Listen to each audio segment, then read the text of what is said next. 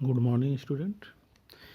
आज हमारी आरसीसी की दूसरी क्लास है जिसमें हम लोग आज क्या देखेंगे, different between PCC and RCC. What is PCC? PCC और आरसीसी के बारे में हमने बेसिक चीज़ें जो है पिछले लेक्चर में हमने देखा था। आज हम इन दोनों के बीच में क्या है डिफरेंस देखते हैं। पीसीसी का फुल फॉर्म क्या होता है? Plane cement concrete. ठीक है, प्लेन सीमेंट कॉन्क्रीट। और आरसीसी का फुल फॉर्म क्या होता है? Reinforced cement concrete. ठीक है, इसको हम प्लेन सीमेंट कॉन्क्रीट क्यों बोल रहे हैं? ठीक है, क्योंकि हम इसमें जो भी हम मटेरियल कॉन्क्रीट में जो मटेरियल यूज करते हैं उसके अलावा हम इसमें कोई अदर मटेरियल नहीं यूज कर रहे हैं। जैसे कि फॉर एग्ज़ाम्पल, जैसे कि कंक्रीट के लिए किस किस चीज़ की ज़रूरत पड़ती है?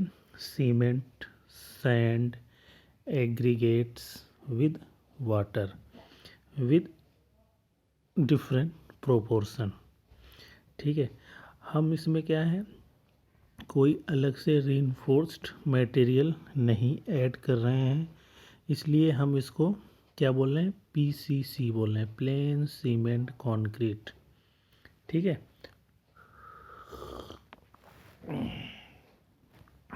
थर्ड में आइए, it does not contain steel.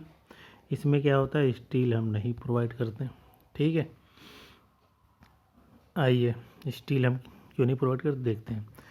अब इसमें हम देखते हैं, ये कोई हमारा बीम है, मान लीजिए कोई बीम है, यहाँ समझिए आप लोग बड़ा सा, ये कोई बीम है आपका। ठीक है, बीम है, यहाँ पे क्या किया हमने? लोड अप्लाई किया। जब लोड अप्लाई किया तो बीम क्या करेगी? बेंड करेगी। बेंड कैसे करेगी? ऐसे ऐसे बेंड होगा। ठीक है, ये वाला नीचे वाला पोर्शन भी ऐसे ऐसे ऐसे आएगा। ठीक है, ये वाला पोर्शन क्या करेगा? ये खींचेगा, ये इधर खींचेगा। बॉटम वाला पोर्शन क्या करेगा? खींचेगा। और ये वाला पोर्शन क्या करेगा? अंदर की तरफ आएगा। तो मतलब ऊपर वाला पोर्शन कौन से जोन में जा रहा है? ये वाला पोर्शन जो है कॉम्प्रेशन जोन में जाएगा। ठीक है, नीचे वाला पोर्शन कौन से जोन में जा रहा है? टेंशन जोन में जा रहा है। ठीक है, और ये वाला जो पॉइंट होता है, ये चलिए इसको हम आगे समझते हैं, यहाँ समझ लेते हैं, ऊपर समझते हैं यहाँ पे डायग्राम की मदद से।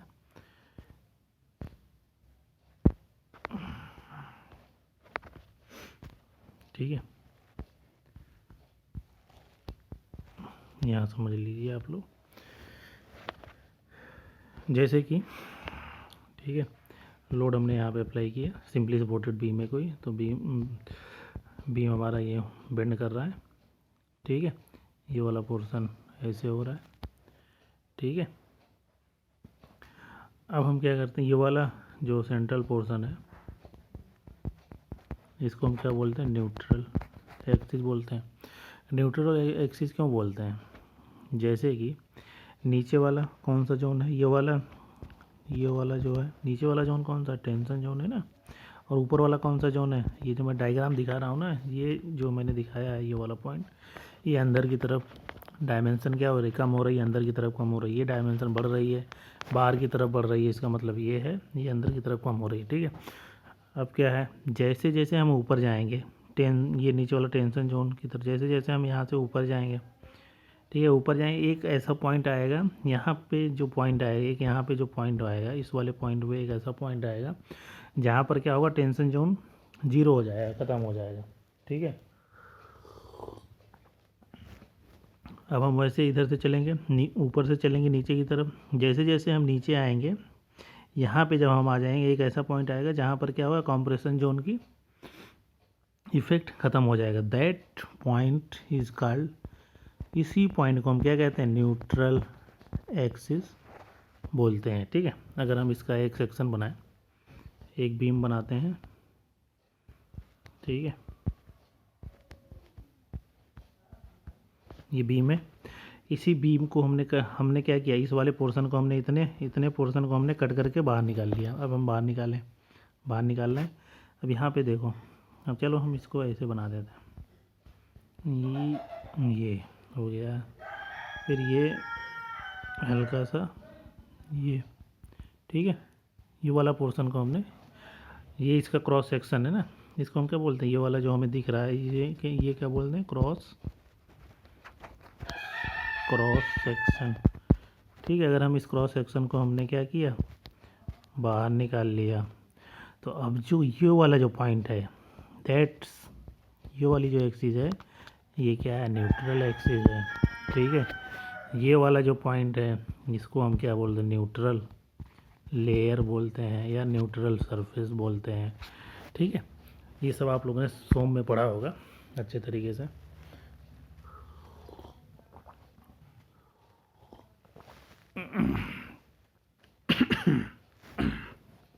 यहाँ तक क्लियर हो गया आप लोगों का? ठीक है, आगे देखते हैं नेक्स्ट क्या था। It is strong in compression but weak in tension. ठीक है, कंक्रीट किस में स्ट्रांग होता है, इसे पिछले लेक्चर में हमने बताया था। It is strong in compression और but weak in tension. It is weak in nature. ये नेचर हमने क्यों लिया है, नेचर के हिसाब से भी ये वीक होता है, क्योंकि कभी कभी वाइब्रेशंस होते रहते हैं, भूकंप आता रहता है, तो अगर जैसे भी हल्का सा इसमें क्या होगा, झटका लगेगा, फ़ौरन ये क्या होगा, बहुत ही वीक होता है, फ़ौरन ये कोलैप्स कर जाएगा या गिर जाएगा। ठीक है, इसलिए हम it is weak in nature लेके चल रहे हैं। ठीक है, हमने बोला है not used in load bearing structure. Load bearing structure में हम इसको नहीं यूज करते, जहाँ पे बहुत ज़्यादा लोड आ रहा है वहाँ पे हम इसको नहीं प्रोवाइड कर सकते। एक सिंपल लोड के लिए जहाँ पे कम लोड आ रहा है वहाँ पे हम इसको यूज कर सकते हैं। जहाँ पर बहुत ज़्यादा या हाई राइज बिल्डिंग बन रही है या फिर और बहुत ज़्यादा लोड देना है हमें बिल्डिंग पर, तो हम इसको वहाँ पर भी हम इसको नहीं यूज करेंगे। ठीक है, it is not used in load bearing.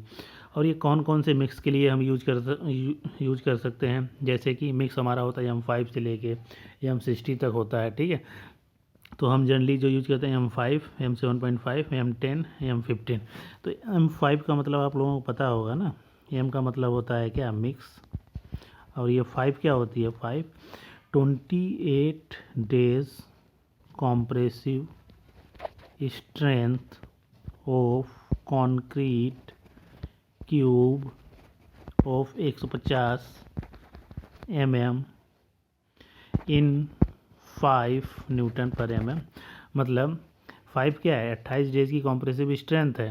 एक क्यूब जो हम बनाते हैं ना लैब में, जो हम टेस्ट करते हैं, उसकी स्ट्रेंथ कितनी, इससे कम नहीं होनी चाहिए, 5 न्यूटन पर mm स्क्वायर। 5 न्यूटन पर mm स्क्वायर से कम नहीं होनी चाहिए। ठीक है, that is the meaning of the M5।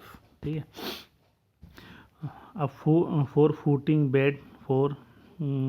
Bed वगैरह के लिए ज़्यादातर हम यूज कर सकते हैं, नीचे फाउंडेशन वगैरह के लिए हम इसको यूज कर सकते हैं। ठीक है, फाउंडेशन में जाहिर सी बात है इसको यूज करते हैं। सडन फेलियर होगा, अब ये सडन फेलियर क्यों होगा PCC में, आइए देखते हैं। जैसे कि फेल होना होगा ना, ये अचानक से फेल हो जाएगा, क्योंकि ये कंप्रेशन में फेल होता है, क्योंकि ये आपको जो है ना अचानक से फेल होगा, आपको टाइम नहीं देगा। जैसे फेल होगा तो अचानक सडनली फेल होगा, ये सडनली फेल होगा, आपको भागने का टाइम नहीं मिलेगा, ये गिर जाएगा फ़ौरन आप, ठीक है, दब जाएंगे उसमें। इसलिए इसको हम ज़्यादा यूज नहीं करते, सडन फेलियर होता है इसमें। ठीक है, अब PCC की बात करते हैं, और इसमें क्या होता है, RCC में आ जाओ। RCC में क्या होता है, सडन फेलियर नहीं होता। सडन फेलियर क्यों नहीं होता, क्योंकि उसमें सरिया पड़ी रहती है। जैसे फेल होने वाला होगा तो ये कुछ बता देगा, सिग्नल देगा, क्योंकि क्रैक डेवलप हो जाएगा। जब क्रैक डेवलप हो जाएगा तो हमें पता चल जाएगा कि हाँ कि ये फेल होने वाला है, हम वहाँ से निकल सकते हैं, भाग सकते हैं। नहीं तो इसका ये भी मतलब होता है कि क्रैक हो गया तो हमें इसको मरम्मत करानी पड़ेगी, या फिर हम इसको मरम्मत करा के उसको सही करा कर, तो ये टाइम देगा हमें, फेल होने से पहले हमें टाइम देगा। ठीक है, RCC क्या करो, फेल होने से पहले हमें टाइम देगा, और PCC जो है टाइम नहीं देगा। ठीक है, इसका यूज हम कहाँ कर सकते हैं, बीम है, स्लैब है, कॉलम है, रिटेनिंग वाल हर जगह यूज कर सकते हैं। जैसे हमने क्या पीसीसी जो हम यूज करते थे क्या लेस देन M15 ग्रेड के लिए यूज कर सकते हैं, और हम आरसीसी जो है हम कितने ग्रेड के लिए यूज कर सकते हैं, ग्रेटर देन M20 ग्रेड के लिए, सबके लिए यूज कर सकते हैं। ठीक है, अब यहाँ पे आइए, यही वाला पॉइंट, इट इज़ स्ट्रॉन्ग, दोनों में स्ट्रॉन्ग होता है ये, it is strong, it is strong in, it is strong in both compression और टेंशन। क्यों होता है, हमारा कंक्रीट जो है, कंक्रीट जो है कंप्रेशन में तो स्ट्रॉन्ग है ही है, और हम इसमें क्या करते हैं, स्टील प्रोवाइड कर देते हैं। जब हम स्टील प्रोवाइड करते हैं तो टेंशन में भी स्ट्रांग हो, टेंशन में भी स्ट्रांग हो जाता है। तो इसलिए ये दोनों में स्ट्रांग होता है, कंप्रेशन और टेंशन में स्ट्रांग होता है। ये टेंशन में स्ट्रांग नहीं होता है, ये ओनली क्या है, पीसीसी कंप्रेशन में स्ट्रांग होता है। ठीक है, अब आगे चलते हैं, रीइंफोर्स्ड। अब यहाँ पे रीइंफोर्स का क्या मतलब होता है, आरसीसी में रीइंफोर्स का मतलब होता है क्योंकि इस कंक्रीट की स्ट्रेंथ को इंक्रीज करना। ठीक है, इंक्रीज करना by using any material, by using, जैसे स्टील है, बम्बू है, वुड है। ठीक है, स्टील यूज करने का, अगर हम स्टील यूज कर रहे हैं, स्टील क्यों यूज कर रहे हैं, स्टील यूज करने का रीज़न है, क्या रीज़न है स्टील यूज करने का, क्योंकि thermal coefficient of concrete, thermal coefficient of concrete and steel दोनों का क्या होता है, सेम होता है, इसीलिए हम स्टील यूज करते हैं, और इसके अलावा अदर मटेरियल हम नहीं यूज कर सकते हैं, नहीं यूज करते हैं। मेन रीज़न यही है, इसके लिए हम एक अलग से क्लास लेंगे, थर्मल कोफिशिएंट क्या होता है, ये सब चीज़ें हम आपको बताएंगे। ठीक है, it contain steel by reinforcing material. ठीक है, यही है, इसके बाद हम ये सब सारी चीज़ें आपको आपको तो क्लियर हो गई होंगी। अगर आज आप कोई आपसे पूछेगा डिफरेंस बताइए पीसीसी बाई आरसीसी, तो आप लोग तो बता सकते हैं, मुझे इतना उम्मीद है। ठीक है, बाकी अगर किसी को कोई भी टॉपिक, कोई भी पॉइंट इसमें समझ में नहीं आया हो तो वो मुझे कमेंट कर देना यूट्यूब पर। ठीक है, मैं उसको दोबारा से एक्सप्लेन कर दूँगा। Okay, thank you. आज की क्लास यहीं समाप्त होती है। थैंक्स।